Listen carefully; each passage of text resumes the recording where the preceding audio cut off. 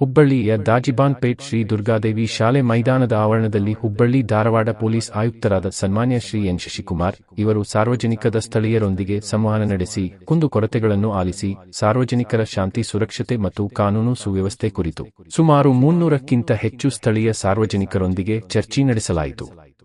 ಈ ಸಂದರ್ಭದಲ್ಲಿ DCP Shri Malinga Nandagavi, ACP Shri Shivaprakash Nayak, SSK ಪದವಿ ಪೂರ್ವ ಕಾಲೇಜಿನ ಅಧ್ಯಕ್ಷರಾದ ಶ್ರೀ ನೀಲಕಂಠಸ ಜಡಿ, ಕೇಂದ್ರ ಪಂಚ ಸಮಿತಿ ಉಪಾಧ್ಯಕ್ಷರಾದ ಶ್ರೀ ಭಾಸ್ಕರ್ ಜಿತೂರಿ, ಗಿರಣಿ ಚಾಳ್ ಮುಖಂಡರಾದ ಶ್ರೀ ಗಂಗಾಧರ್ ಕಮಲದಿನ್ನಿ, ಸಮಾಜದ ಟ್ರಸ್ಟಿಗಳು ಶ್ರೀ ಅಶೋಕ್ ಕಲ್ಬುರ್ಗಿ, ಶ್ರೀ ಆರ್.ಡಿ. ರತನ್ ಆಟೋ ಸಂಘದ ಅಧ್ಯಕ್ಷರಾದ ಶ್ರೀ ಶೇಖರಯ್ಯ ಮಠಪತಿ, ಸಬರ್ಬನ್ ಪೊಲೀಸ್ ಠಾಣಾ ಇನ್ಸ್ಪೆಕ್ಟರ್ ರಾದ ಶ್ರೀ ಎಂಎಸ್ ಹೂಗಾರ್ ಅವರು ಹಾಗೂ ಸ್ಥಳೀಯ ಹಿರಿಯ ಮುಖಂಡರು, ಮಹಿಳಾ ಮಂಡಳ ಯುವಕರು ಉಪಸ್ಥಿತರಿದ್ದರು. ಭರತ್ ಕಾಟವೆ, ಸನಾ ಸುದ್ದಿವಾಹಿನಿ, ಹುಬ್ಬಳ್ಳಿ.